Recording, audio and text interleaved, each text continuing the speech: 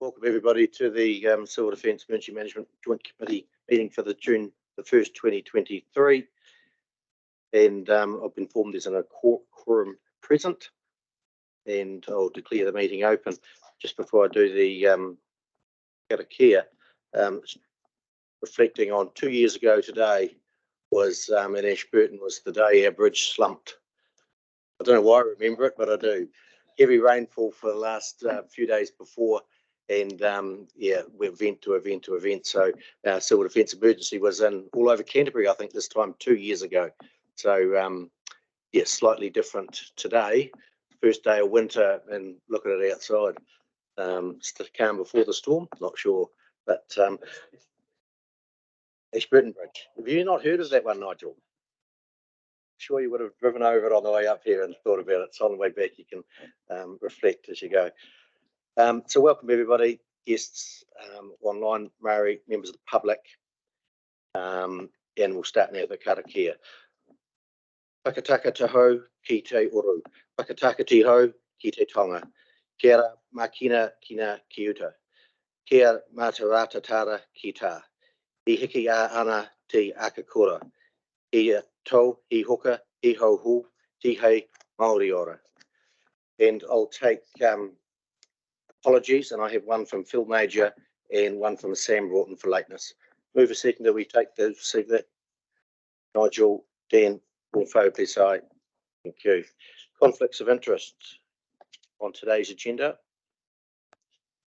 None. Public petitions, forums, deputations. None.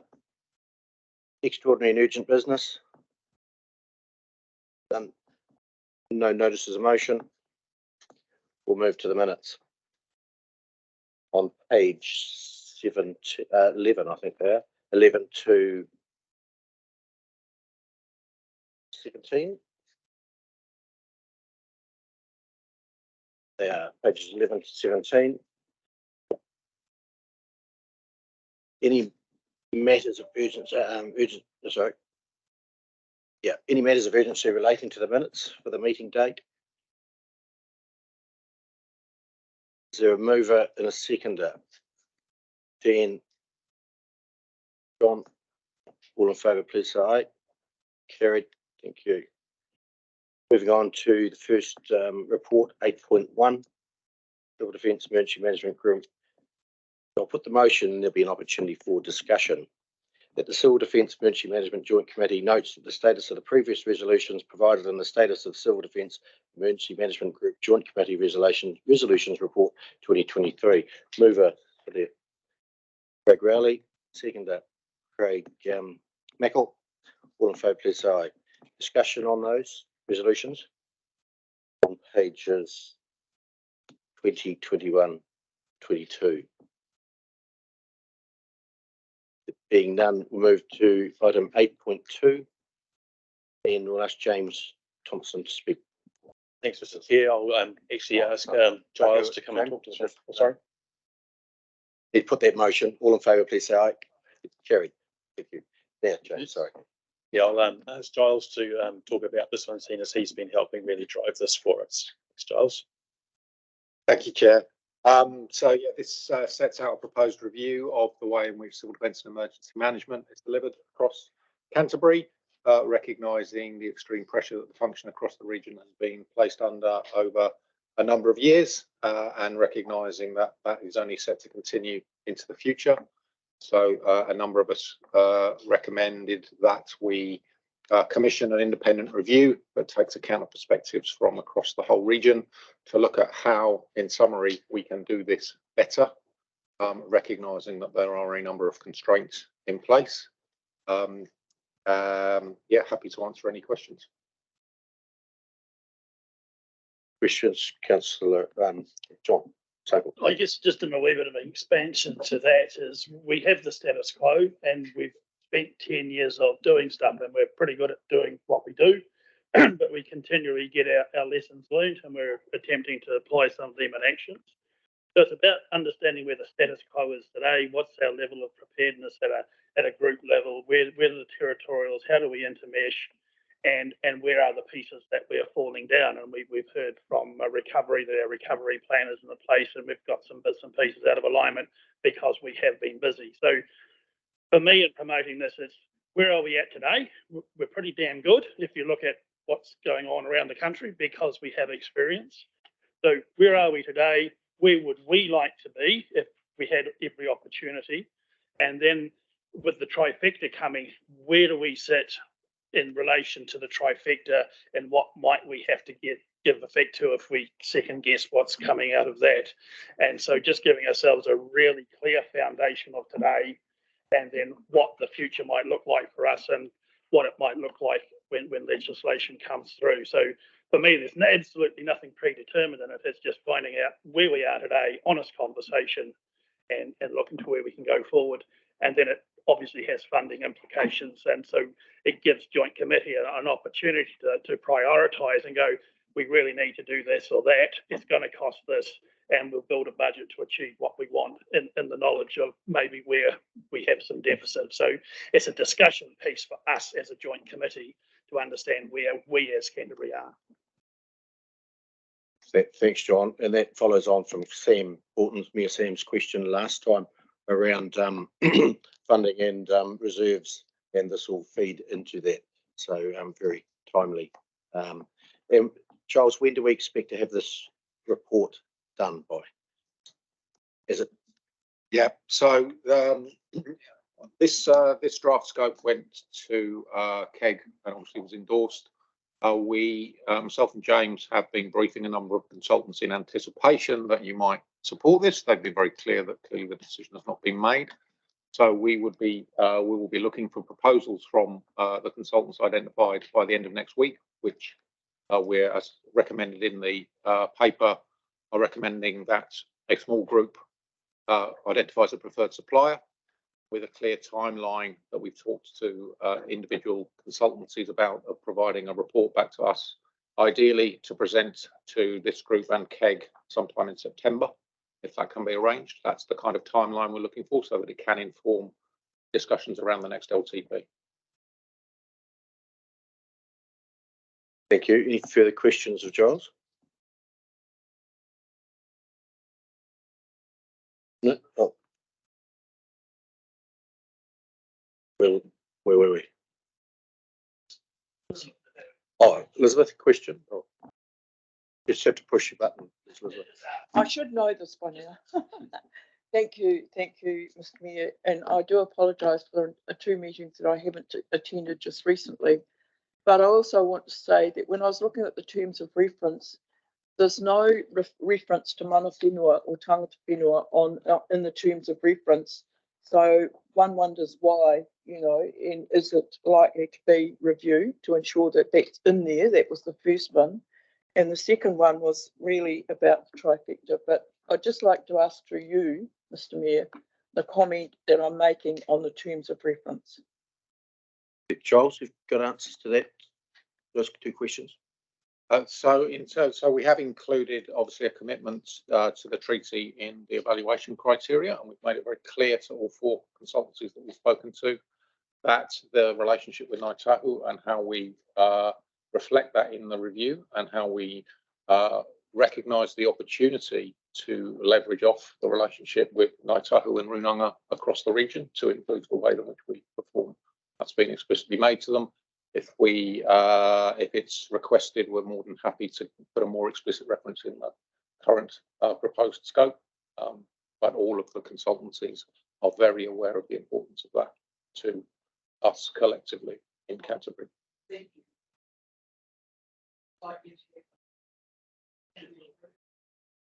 Giles, it's likely to happen. Is the question?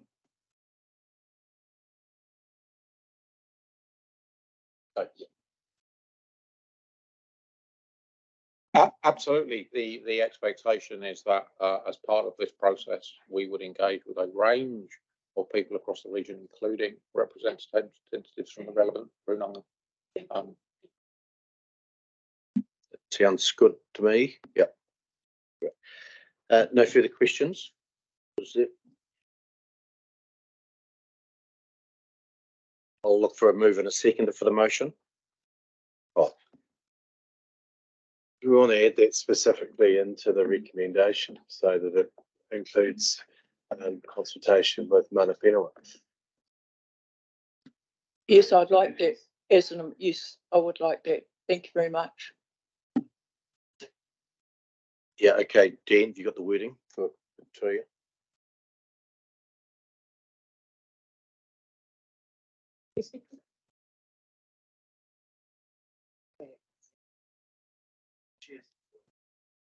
Dan, push with it. Dan? Just add 4 that that includes engagement or consultation with mana whenua. Happy with it? Right. So there's number 4 there now. Can we have a move and a seconder for that? Dan, John, all in favour, please say aye. No, sorry, discussion. Being no discussion, I'll put the motion. All in favour, please say aye. Carried. Thank you. Next item 8.3, North Island cyclone response. James, it's you.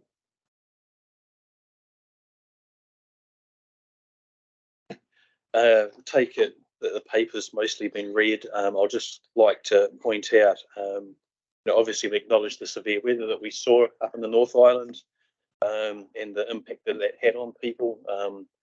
Just as part of that process, some of you may have seen today that the government have come out with what they're thinking to do around those damaged properties, and so we'll see that retreat from some of these areas done collectively with government and local government. So it's a significant event. Canterbury supported that event with at least 158 Canterbury staff, including some of our volunteers, resulting in around about 1,058 person days. It's actually a significant contribution, and Rochelle will cover off the national figures later on in her report. But we're looking at around about a third of that support, a little bit less than a third of the support to the North Island came from Canterbury. So I think that shows just how well set up we are. Some of you will be aware there was a report on Auckland, particularly their first response to the weather events. At the recent EMO forum we held in Tekapo, we've had a look at that, and when I get a chance, we will compile the results and see what learning there is actually for Canterbury out of that and bring it to a future meeting. The main one is in that governance space, and I think from my perspective, I've got a very good relationship with the elected officials, with mayors, and certainly have an open door if you need to come and have a conversation with me about anything happening in your districts or across the region. I think we're in a much better position than perhaps Auckland was at that particular time. Happy to take any questions, Mr. Mayor. Thanks, James. So there's an open request there. If you need to talk to James at any time, please do so. You'll all have his contact details. Any questions of James on the North Island cyclone response?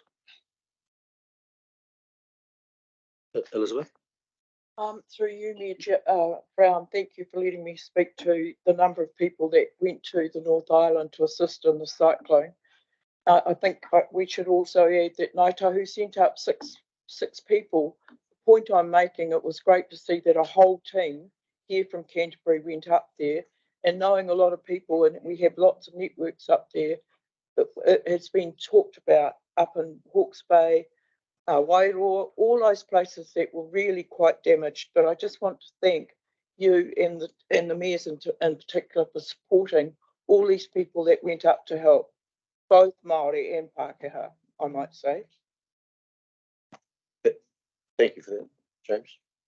Just an answer to that, Elizabeth. Yeah, these figures don't include the iwi component that went up, and also be aware they didn't include the building inspectors that many of your council sent as well. These were just the ones done through the CDEM space. So the actual contribution was bigger than what I've stated. Thanks for that. And Canterbury is well placed for responding to events, because we've had events here and over the last decade or more now. And even like I mentioned before, 2 years ago, we're well equipped for handling and helping out. So it's good you can send people up to assist. Great. Just to ask a question, in Auckland in the initial event, we would suggest there was dysfunction.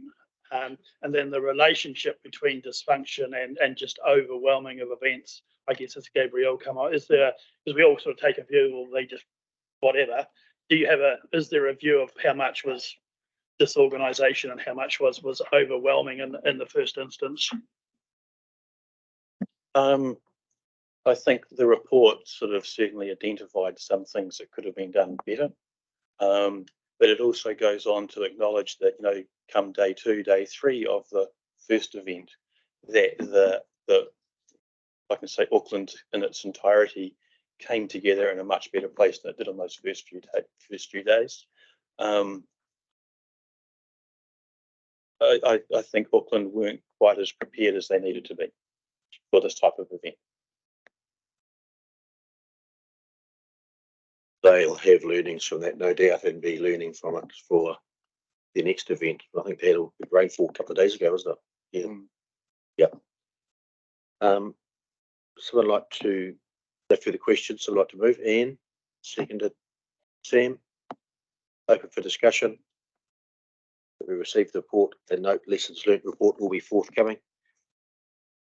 No further debate. Big no debate. I'll put the motion. All in favour, please say aye. Against, carried. Thank you. Next item, NEMA update. Welcome, Michelle. Kia ora tātou. Lovely to see you all. So Rochelle Paimalo, Regional Emergency Management Advisor with NEMA. I will take the report as read.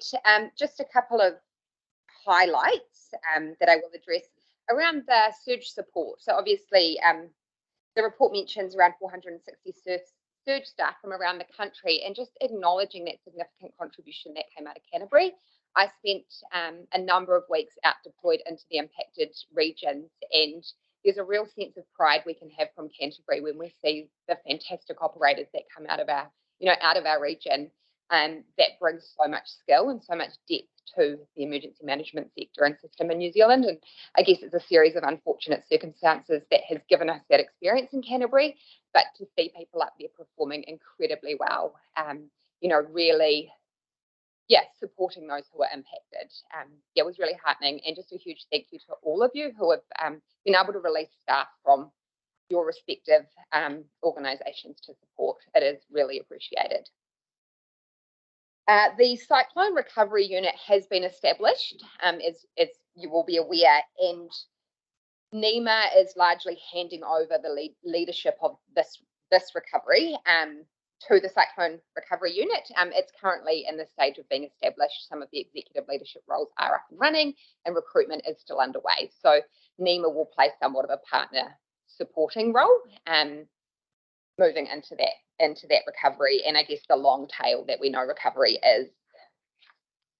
The Trifecta program, just as an update, we still do not have a date, and I have been advised that it is soon. So this is about 30 days left before will it get there? I can't confirm or not. No, it's Michelle, you have to push a button so we can So that. go again. Right. Have not been given a time frame. Nothing has come through to me other than soon. So obviously the initial message was early 2023. We got past early 2023, and so then it has been soon. We have been notified that currently status quo, so there have not been any changes. There were a number of questions that arose, especially post the North Island severe weather events, to say, is it going to look different? We have not heard otherwise, and as far as we have been notified, it will be going soon.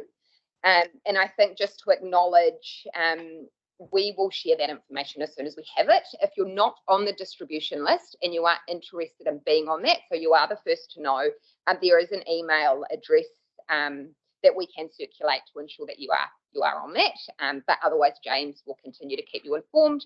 As far as our internal NEMA project team that have been working on it, NEMA somewhat pivoted to be very response focused for obviously a few months. So things are sort of back in train, and we're picking up a lot of our BAU activity, and group managers meet regularly with the trifecta team, and those meetings are being reactivated and will continue up again. So James, I think, will be a little bit more heavily involved in sort of what's happening there, and hopefully we can continue to inform you as the information comes through. But it's a little bit, disappointing that I sit here and I can't give you any definite answers. So yeah.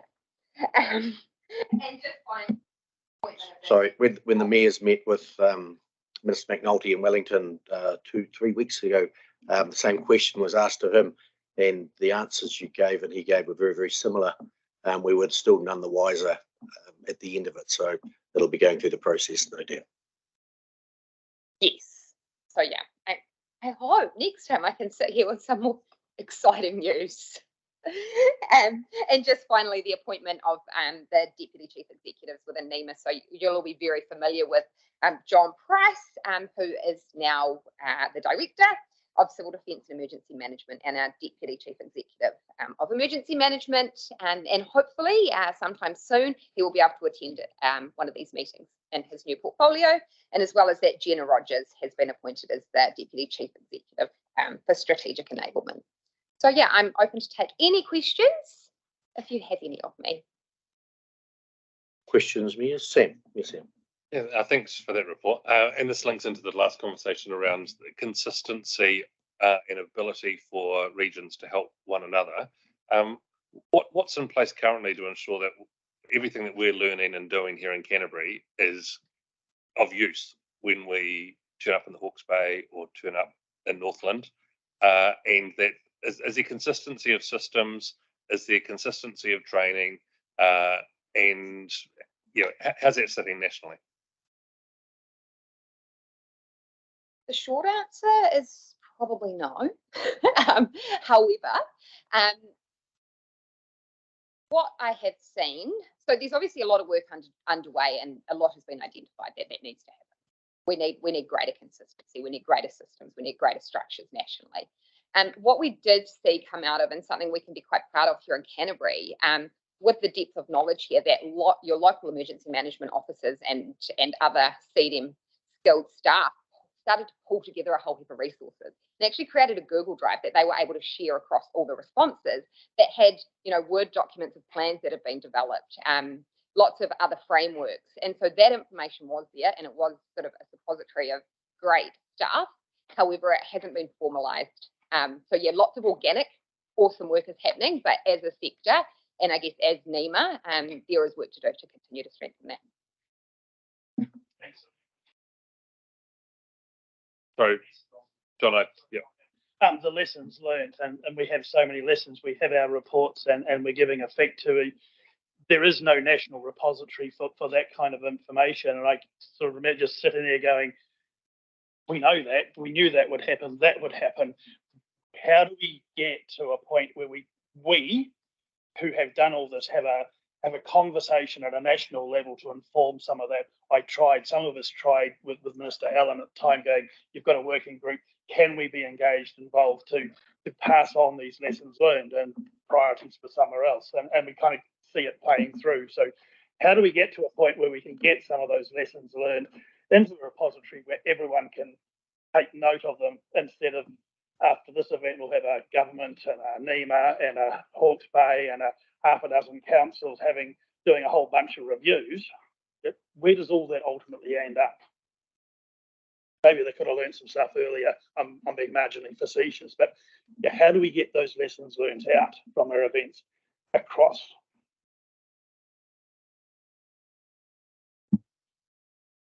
I think they're really great questions, and I don't necessarily have those answers right now for you. But yeah, as I think there's a lot of work happening. So there's obviously the lessons identified from this most recent response, and obviously there's the years of lessons identified and learned over the past 12 years, I think, and yeah, how we don't continue to reinvent the wheel. you know, that how in those moments we are able to bring that information in and those people in. And, you know, we've seen lots of that happen with the deployments and with the access to information. But yeah, I really acknowledge what you're saying there. And I think they're great questions to keep alive and look at, you know, how do we strengthen it? About the preparation and the planning is not after the effect. So it's how do we get it up front and front loaded? So some of those things don't happen. Through the chair, John, I sat on the National Emergency Management Development Group, so the group managers working with NEMA a couple of weeks ago, and NEMA are sort of standing up a lessons learnt function. New Zealand would be not as mature as other countries in this space, but we're seeing us rapidly catch up. Rochelle would have taken part in some national lessons learnt just recently, adopting World Health Organization methods for doing this that are really effective, and Australia is doing it really effectively. So we are on the catch up, but it's happening. It's not there now, but it is happening, and that will include databases of material that we've learned, and ways of actually hoping to learn the lessons and actually make changes rather than learning the lessons again. Yeah, very good question, John. And we need to progress it so that we do learn from them, rather than learn every time we get it right next time. See? Yeah, I'm mostly concerned here about the national capacity to be able to deal with whatever comes next. And so if we've got our people going around and turning up somewhere and being experts when they turn up, and then having to be lent on so quite dramatically when they arrive, because the capacity sits in some places, but not everywhere at a consistent level, which was my first question of consistency. It doesn't leave me feeling like we've got a national structure that when people want to come and help us next time round when we need it, that they'll actually be able to fit in with our systems and be up to speed, and the level that we're going to need them to support us in isn't going to be there. So how can we advocate for the consistency, for the work that you've just mentioned, James, around that? You know, what's more than a letter that this group can send around the urgency and that work? Because I'd like to see us push that. I think we're letting the country down if we don't actually say we've identified some pretty big gaps here. We're concerned and we would like to be part of the solution. I think, Sam, so also with the National Emergency Management Development Group, there's also a regional SIG, Special Interest Group for Emergency Management. So we had that prior, and we asked ourselves that exact same question around how do we use our joint committees across the country to help better support NEMA in doing what we think we need to do. There wasn't exactly solutions, Sam. It was about writing letters, but I think you know, when we identify these things within the joint committee here, you know, what do we take forward and push forward into other places, and how do we use you to advocate for changes that we need? And we certainly acknowledge, you know, changes across the whole motto are required. Okay, we've got NEMA and we've got 16 CDEM groups choosing to do things in their own way. It is a challenge. Certainly will acknowledge that. When we're doing national reviews or whether we're doing local reviews about our capacity and ability, like making sure that we've got experts giving us information, not just using consultancy firms around that as well. And I think there can be, and we can do it on councils too. We trust KPMG or we trust PwC, and they you know, bring in people to do particular bits of work. But there's experts within the civil defence space that we could lean on. So I'd like to think that, and the feedback from my group and so on is Resilient Orgs, Tower Consulting, David Parsons are some of the names that get thrown around. Can we make sure that we've got the experts actually leading that work, rather than just asking PwC to do some work and their stamp on it gives us some credibility? I guess, how do we leverage John Price's role now in the office, given his understanding of, I mean, I accused him of being the creator of all the mayhem since he turned back up in Canterbury, and that's what's happened. So he's well aware of our processes and what we're doing. So how do we leverage John in that conversation, having had some conversations with him about how we resource, how we do things? So there may be John down at an early space, not just to our next meeting sometime, but having a conversation with him about how we might better action and take some of this stuff forward, given his role and his understanding of what we have done and achieved in Canterbury. So you'd like John to attend a meeting and progress that, or a workshop? I think if we could get him in for a workshop, not wait 3 months for a conversation, see if he is available, whether we can have a workshop or a meeting with him to discuss some of these things when he's available in the next month or whatever, as opposed to waiting 3 months. James, can we organise it? Rochelle and I can have a conversation with him. I think if we were to do that, we probably need to have the agenda items, the items of discussion, to have that conversation with him first. But you know, we're in I'd call it a privileged position with John previously being in Canterbury and knowing us well. He has got an interest in what happens here, and I've already had conversations with him about where the sector's moving and going. And I really do appreciate the fact that he spent, along with Dave Gorn, a whole day with us and the controllers, and John, you were present at that. You know, almost on the second week that he was in the job, a whole day with our controllers, talking about what NEMA are trying to do and where they're trying to move to.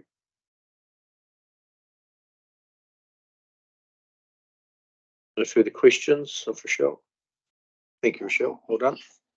Got a motion in front of us that we receive the National Emergency Management Agency update. Moving a seconder for that. Nigel, Dan, all in favour, please say aye. Carried. Thank you. Item 8.5, Civil Defence Emergency Management Legislated Appointments. James. So these are sort of our standing agenda item almost at the moment, but some new controller appointments here. So we've got Tim Davey and Richard Ball as group controllers. Their details are listed there, particularly with Richard, who will speak later on, as our recovery manager. I wouldn't expect him to be a key group controller, but it just helps me out if I want to take a bit of leave, that I've got someone that can sit in the office and actually help me out. So that's why I've asked Richard if he would mind stepping into that role. And Tim Davey, our ECAN scientist, chief scientist, is also looking to come on board and has undergone some training for it. And at the local level for Mackenzie District, we've got Murray Dixon, Chris Clark, Joe Rush, all coming into that space. Murray Dixon particularly, of course, moved from Kaikoura, so already was a controller there. And then Chris Clark and Joe Rush are appropriately trained or undergoing training to do the role. Thanks for reading their bios. They all look suitably qualified and experienced, so which is good. There's a recommendation there. So I'd like to move that we accept those appointments. Sam, Nigel, moved and seconded. No discussion. All in favour, please say aye. It's carried. Thank you. Next item is 8.6 and Police Tactical Response Model. Welcome, Craig. Thanks for your time. I've spoken to a few Selwyn a few weeks ago, so I may do this before. I'm the lead for the model for Canterbury District. We going live this end of August, September this year. Over the model itself, then take any questions either on the way through or at the end if you like. So the model was trialled up in central districts, Waikato, Northland and Cairns Manukau for 12 months under various phases. I'll talk about those phases soon. End of that trial was looked at by the evidence-based policing centre up north and evaluated, and the feedback from community and police was positive across the board. Staff felt much safer on the street. The training was much better, staff better, and because we've been changing the look of police, community are good as well. And the ART trial we had a few years ago with AOS or Armed Defenders Squad members in different cars didn't go so well.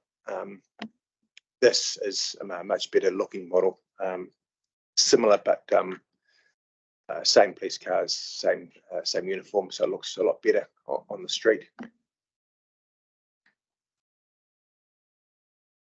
So what we're getting here in Canterbury is at the moment we've got a PTT. PTT at the moment target high-risk offenders, gang members, drugs, guns, etc. We've had one of those here for the last 8 years, and they do a good job down in Southern Station. They will get rebranded as OPT, Offender Prevention Teams, and they'll be targeting what we call SSPOIs, Staff Safety Persons of Interest. They're assessed by Intel as they are the highest risk to our staff and public. We assess them each week, then target them, task them out to the OPT team and target them, hopefully to find them, either arrest them, or if they're not committing offences, we'll go and visit them and try and give them some support either via our own staff or mental health or any other organisation on the public side to try and give them a bit of a hand to where they are at the present time. The biggest change you'll see in the public is dog teams. Police dogs have been with us since the 60s, still are. We're going to go to a two-up patrol and dog van, so the dog handler has a second person in the car who's Offender Squad qualified, and they are in the car with them for 24/7 shift patterns, working with them, giving them some cover. Most police shootings, so half the police shootings in the country, we've had dog handlers involved in those. They're identified as their highest risk staff of being shot at or assaulted due to the jobs they go to. So having that second person in the car, and the trial found that is reduced use of force complaints use of force by 30% and complaints by a similar amount. So having that second person has worked wonders for the handlers and even the offenders as well. They're the two key changes, or the third key change you'll see, or you won't see, but that we'll see is our training is going to go from 3 days a year to 7 days a year. The 4 extra days are purely going to be on tactics, how to resolve situations, high risk stops, and approaching houses and how to do it safely. Still relying on that cordon and contain aspect we've had since the 70s. That training with the police side has been received really positively, and they love it. Gives them a much better skill set to on the street to deal with some of these offenders. Above that, we've got a DCC, which is 24/7. They keep an eye on the district activities. They'll be doing daily briefings to staff, identifying SSPOIs or your high-risk offenders and what's happened in the last 24 hours, which is risky. We get a lot of jobs, obviously, per shift. That's making sure the staff are aware of each start of each shift, who's out there, who's done what, who's wanted. Again, it's trying to make sure staff are aware of the environment each day. So in a nutshell, the other big thing you'll see with dog teams is that 40 mil was being mentioned. That's a sponge round. That's at the moment we've got obviously tasers, batons, ocean spray, tasers, and guns. That 40 mil sits right in the middle between tasers and guns. Tasers is good for 6 meters. And 40 mil is, I hear that all the way 25 meters away, 30 meters away, which gives the staff a bit more distance, especially with knives and weapons. So, and they're very good at getting offenders' attention, you might say. And it's another step away from trying to stop shooting these offenders, which we do and have done in the past. So that 40 mil is, you'll see it on the street in the news. It's a yellow firearm. It's yellow to show offenders that it's not a lethal weapon. And that's the biggest change we've had. Up until now, 40 mil has been used by the Armed Offender Squad. So this is the big shift to the front line, which I think is a positive move as well. This gives that staff more tactics to try and resolve some of their situations. So in a nutshell, that's what we're looking at. And that's across the district. We're getting 22 staff extra, either here or down Airaki. And government's funded all that. So the 22 staff we get is increased rate. So no one's going to lose any staff off the street, which is good. So 97 positions nationally across the country. And so you go live day August, September this year, and hopefully you won't see anything change except catch more baddies. Hopefully. Thanks, Craig. Questions? Comment, James. Just want to comment on, thanks Craig for that. Just on the District Command Centre, if you don't know, the District Command Centre sits beside our Emergency Operations Centre, Coordination Centre and the Justice Precinct building. And it provides us wonderful real-time information around police activities. I think it's just one of those factors of being co-located in the Justice Precinct alongside police that's just well worth acknowledging here in this room. Thanks for that. It's good update. No questions. Thank you, Craig. We'll receive that report. Move in a second. Craig Rowley and Munro. All in favour, please say aye. Carried. Thank you. Next item is 8.7, Civil Defence Emergency Management Finance Report. Finance reports attached, and we've got the nice dashboard there this time. I think just to note, we have had some surpluses on the training centre space, just due to timing of revenue, and also with our lifelines timing of revenue around the resilience funded projects there. There's a little bit of overspend in the group readiness expenditure budget due to the cost of emergencies work we're doing with market economics. That was a request that came out of the coordinating executive group, and due to those response costs to the North Island. I think at the time when I wrote this, I did think that we might have an end of year overspend.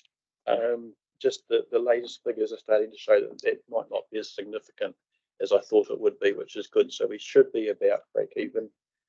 And also, noting previous conversations here at the Joint Committee, but the reserve has been replenished to $750,000. Questions of James on the finance?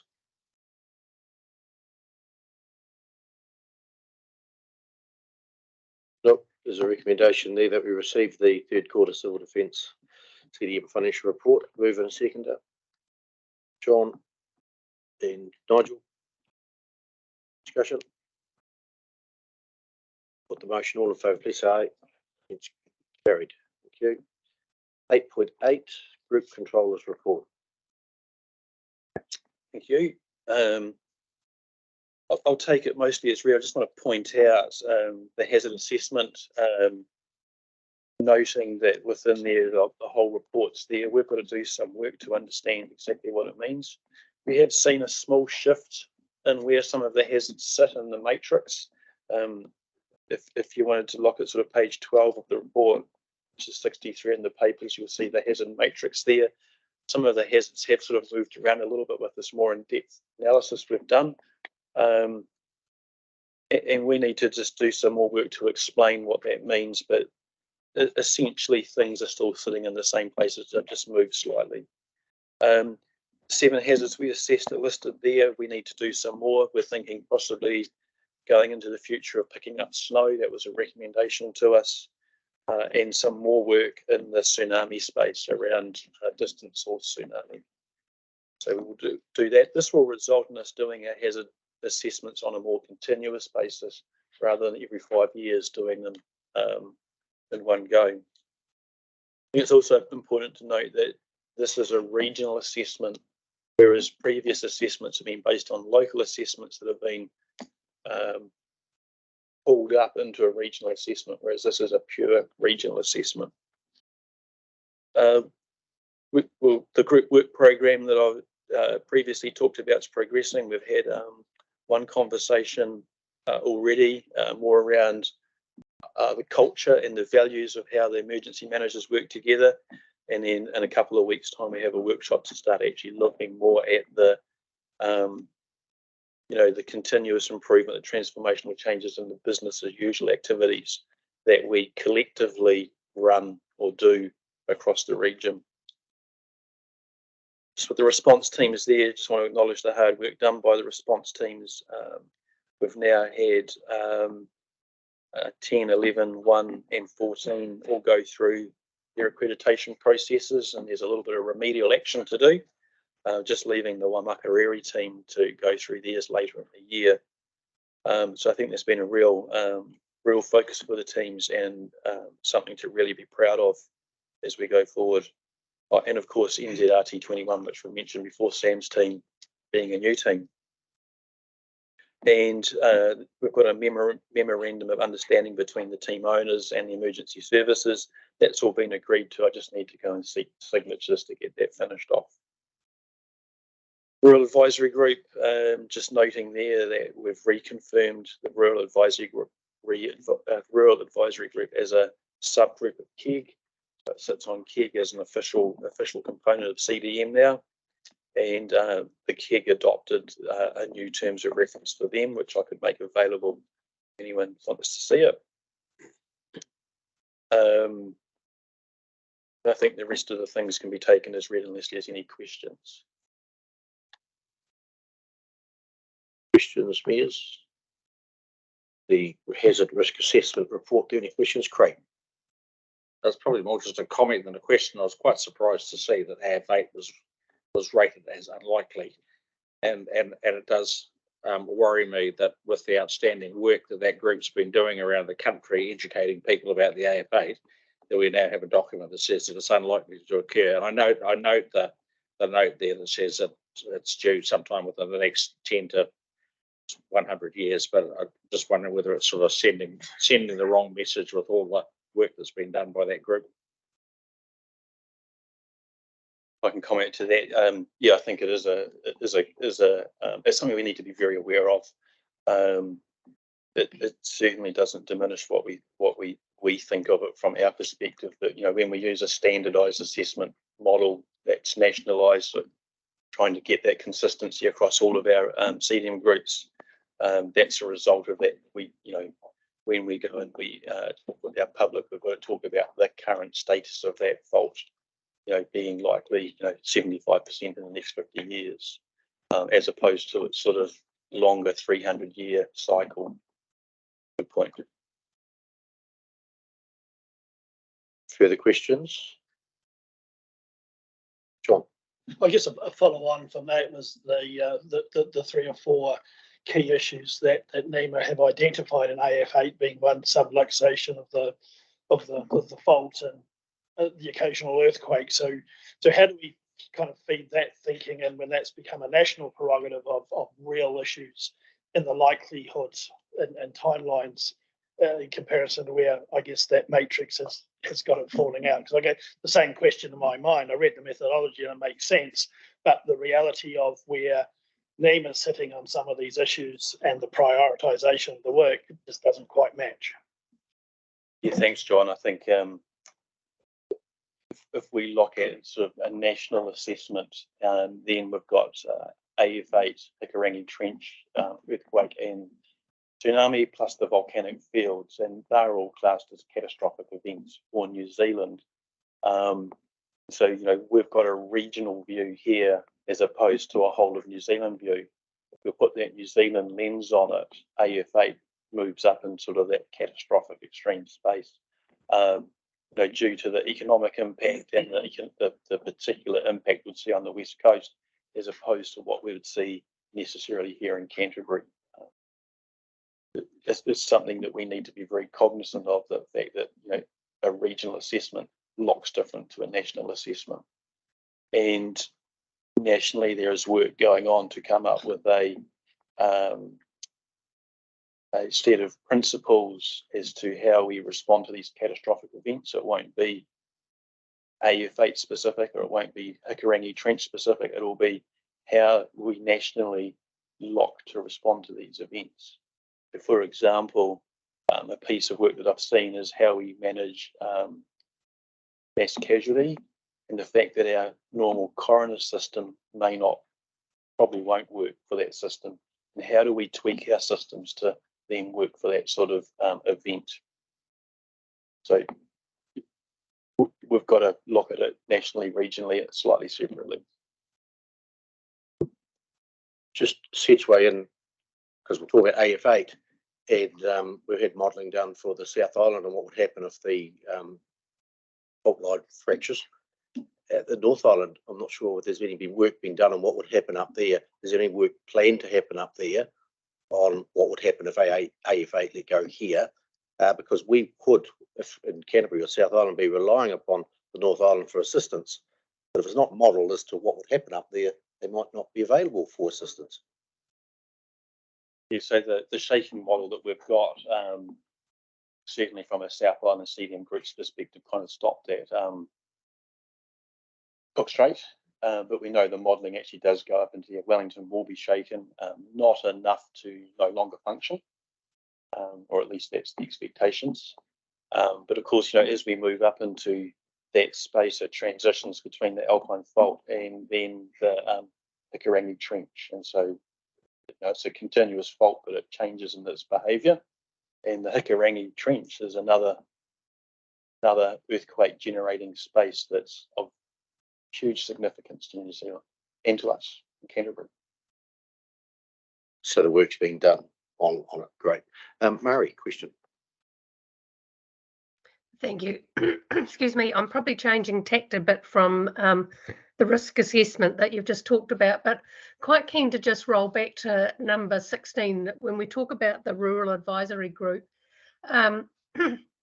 I'm quite keen to understand what those terms of reference are, just in relation, I guess, to the importance of that reporting to KEG and the importance for us as mayors to understand how we can feed into that if and when that needs to happen. So probably just keen to understand what's in that term of reference. If that could be fed through, I would be of interest to read it, James, if maybe not other mayors as well.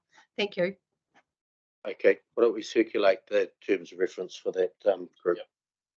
And if there's anything comes out of it, Murray, we can agenda it for the next meeting or have a one-on-one with James. Thank you. Nothing further of that. So a motion there that committee receives the CDEM Group Controller's report and receives the Canterbury Hazard Risk Assessment report, and notes a future presentation will be delivered to CDEM Joint Committee on this report. Mover seconder, Nigel Dan. Discussion. All those in favour, please say aye. It's carried. Thank you. 8.9 recovery update. And Richard, welcome.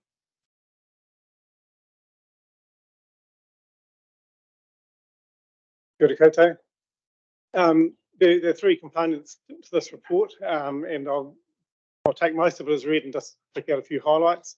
But just by way of context, you'll recall in November, I think it was, I brought you your report flagging that we are ill prepared in terms of recovery.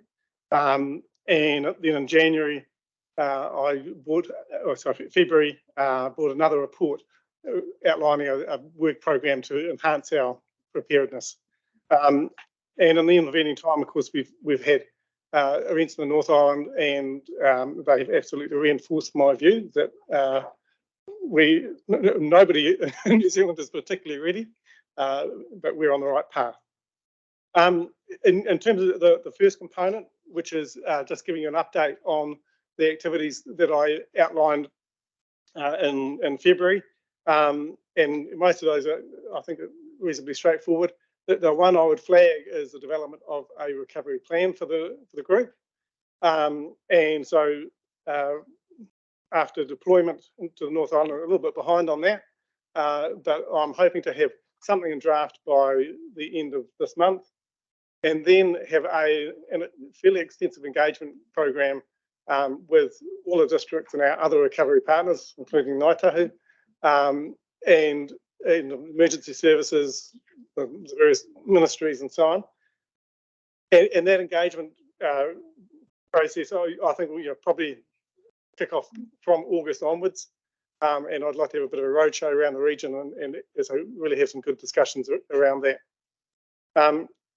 And rather, the reason I'm preparing a draft, and there's a few people involved in reviewing that for me, is I want to come out with something that you can respond to.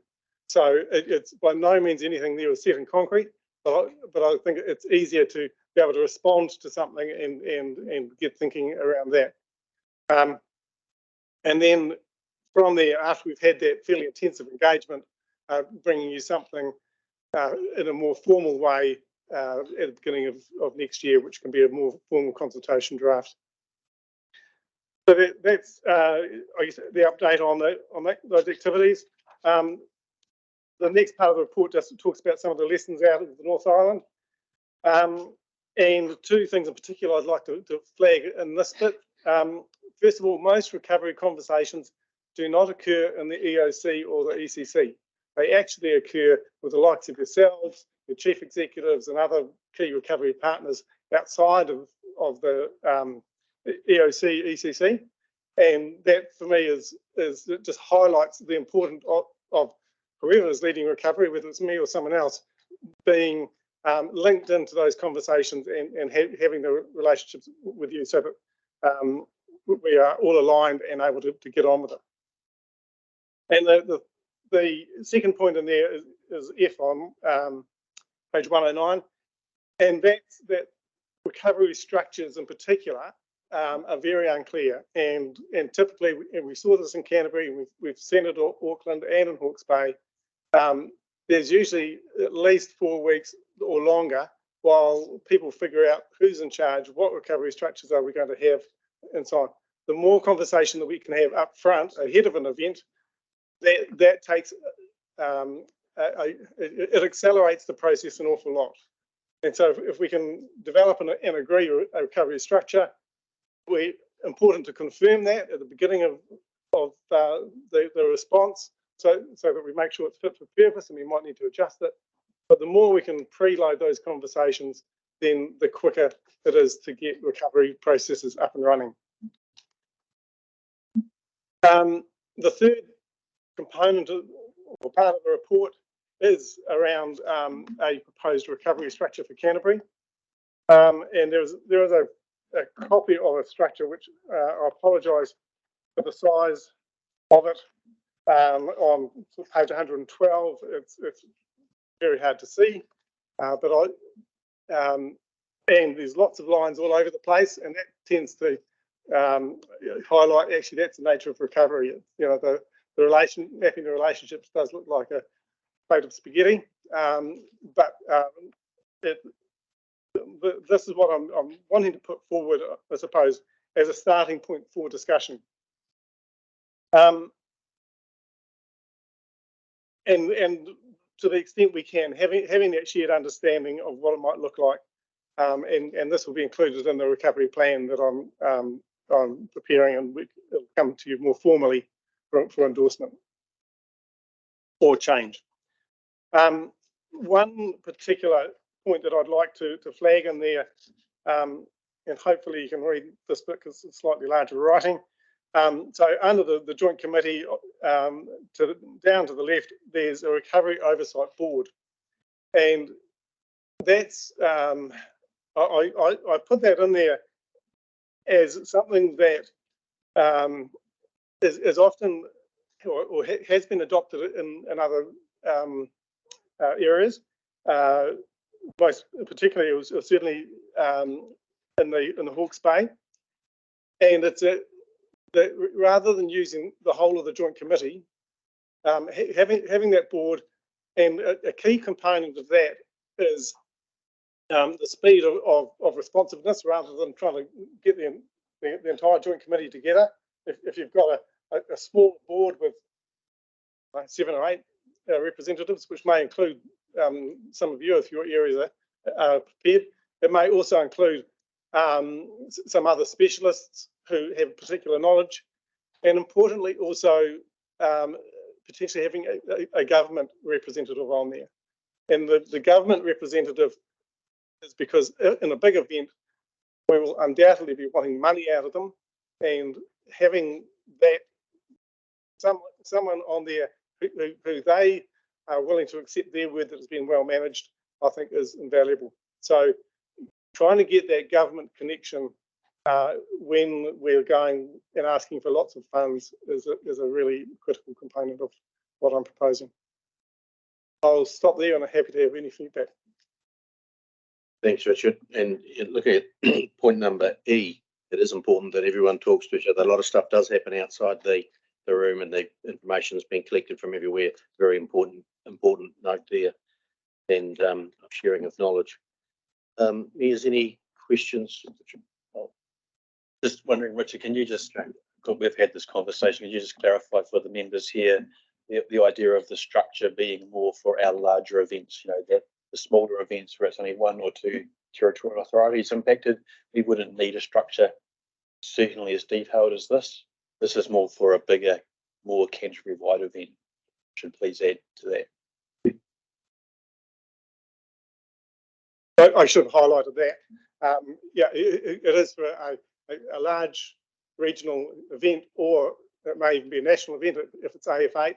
And yeah, even on a national event, yes, you have national structures, but the delivery of recovery, like the response, requires on regional and local responses as well. So even in a national event, we need to have our regional systems, and you will need to have your local systems, and very happy to support whatever you need in terms of local systems as well. Sam? Thank you. 2 things from me. One, firstly, that local systems piece. Sometimes going into long-term plans and thinking about our own council finances, there's information that we all have as mayors that we go back to our council and go, it's really important that we do this. And then our council outvotes us 9-1 because they don't see the need to fund the resilience of this type of work necessarily, or well, it could be in lots of different places. But I'm wondering if there's some support you can give us so that when we are thinking about what's required through the long-term plan process, I've got C's in the room here as well, we can actually have that information to put to our other elected members and make sure that we're building our long-term plans over the next 12 months in a way that supports the joint work that we all do here. I find we can be quite good at thinking about Selwyn, but if I'm trying to bring a Canterbury perspective, often it's seen as the mayor's perspective, and actually it's the things we should be bringing that is the joint committee's perspective. So I'm just wondering about that link and how we might bring that in. Yeah, I think there are a few ways that might happen. One is the review, of course, and recovery should be part of that review as well. And another aspect for me is actually being clear about what's expected going to be done at the group level versus the local level, and getting some of those expectations clear. And the third one, which the third component of it that's been on my mind is looking at that reserve that we have, $750,000. You know, when you get into recovery, that'll be gone like that. And so whether we need to do some policy work around looking at that, what is a more appropriate level, and again, that comes into what gets done at the group level versus local level as well. Thank you. And just support around having government involved in that. Was reading yesterday about the trouble that Hawke's Bay is having in allocating different bits of costs to get their money back for things that may or may not have been legitimate, and that'll still be played out. But it's really annoying having those conversations when you feel like you're out of pocket and everyone was trying to do the best that they could with the decisions that they had at the time. If we can have that stuff sorted at the front end, it makes it much simpler later on. So want to encourage that work. Just going to say, Sam, and for any of the mayors here, if you wanted presentations from Richard about recovery and how it might fit in your local areas, I'd be more than happy to support Richard to come and do that, and myself as well if there was any value in that. So please take that as an invitation if you want it. That's for one-on-one councils. Yeah. So there's the invitation there, mayors. And the recommendation there, Richard, you're looking for feedback on the Canterbury group recovery structure. How are you expecting that feedback to come in, right now or late date? Now, if anyone's got it, but we're going to be coming around and consulting with each and every one of you anyway. Time frame for the feedback? When do you need it back by? We're looking to, it's going to be over the next 6 months, so there's a reasonable length of time. You'll get in touch with us. Yeah, my including that as a recommendation was really just to draw to your attention. Thank you. So recommendation there that the Joint Committee receives this report and provides feedback on the attached draft Canterbury group recovery structure. Move a seconder. Nigel, Sam. Further discussion? Motion, all in favour, please say aye. Carried. Thank you. And 8.10, lessons learned working groups May 23 update. Richard. Yeah, so you'll all be aware of the full working groups that came out of the 2021 flooding. And just very briefly, on at a high level, the response from staff to North Island events has put these back a little bit. But with the roading working group, we're still hoping to have a map live by the 30th of June. It may be incomplete, it may not have every district, but we are engaging with every district to get that information, and people are keen to help. It's just some of the capacity. And in that regard, one of the things that's important is when we do get it up is the maintenance of that data. So the data is still owned by the road controlling authorities, districts or Whakamutunga. But it's important to have the processes in place where when something changes on the ground, because it's looking to be live constantly, not just in emergency events, but having it updated so that people can, some of the current maps will show Ford closed in 2019 and it's not been updated. So it's that sort of thing that we want to avoid. But yep, there's good progress with the roading group. Looking at impact and needs assessment, we're adopting a tool that was actually developed by a response team member from Christchurch City Council, and it was used up in Northland. And we're looking to, we've already demonstrated that at the EMO forum last week. And so it's a tool where people on their phones can go and record, this is what I'm seeing, take photos of it. It's a bit like Snap, Send, Solve type tool. And everybody had to play with that, and it's very easy to collect the data. So that's part of the impact assessment component of getting a sense of what's going on. There's further work required around then what do we do with that data to turn it into intelligence.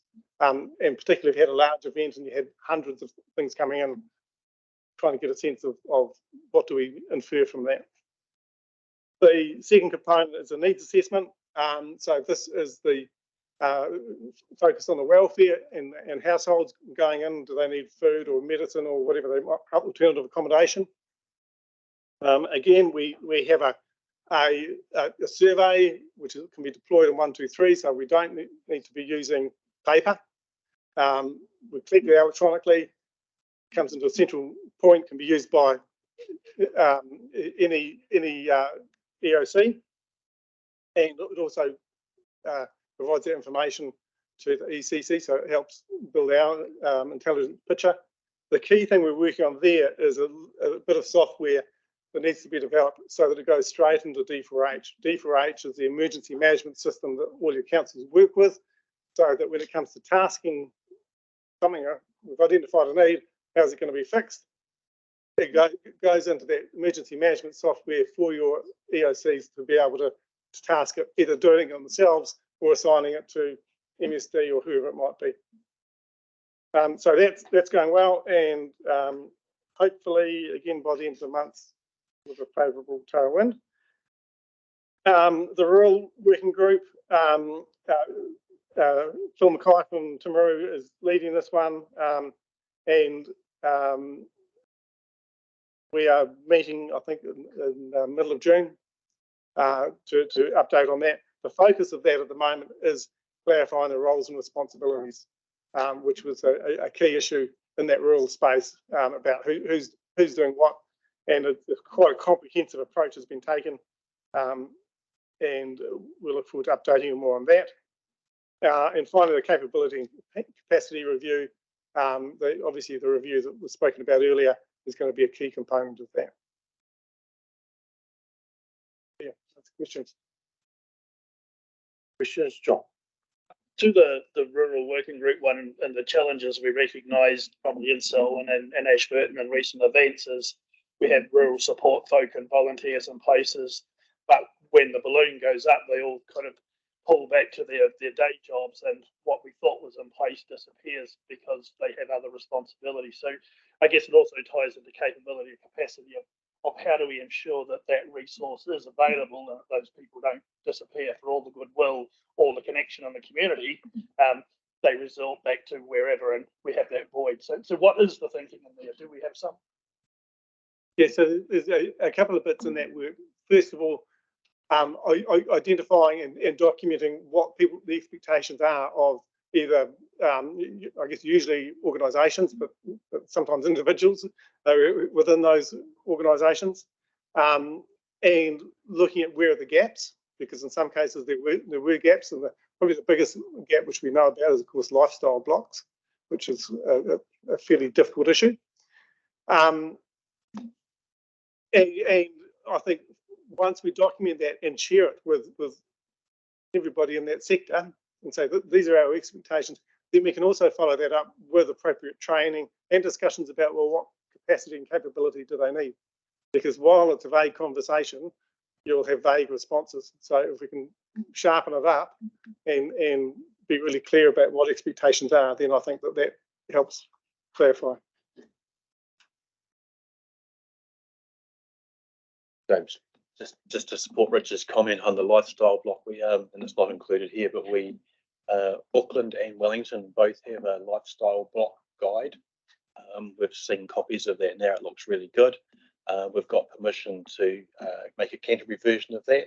So, for example, their ones don't have snow in them. We'll add snow to ours because it affects lifestyle blocks, and then lock to make that available to be used at AMP showgrounds and wherever we might choose to use it. It's quite a big chunky book, but it's actually a workbook for those lifestyle blocks to go through and look at how they look after their properties, awareness of their insurance, how to look after their animals, who's going to come and help fix their fences.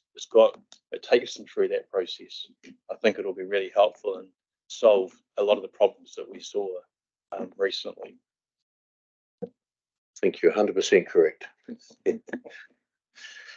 No further questions, Richard? Some recommendation there that the committee receives the lessons learned working group report. I'd like to move.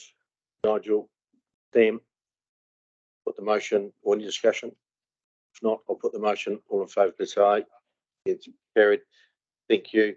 The next meeting of CDEM joint committee will be on the 24th of August 2023 at 2 p.m. I'll now declare the meeting closed and thank you for your contributions today and call upon Jamie for closing Karakia. Or Elizabeth.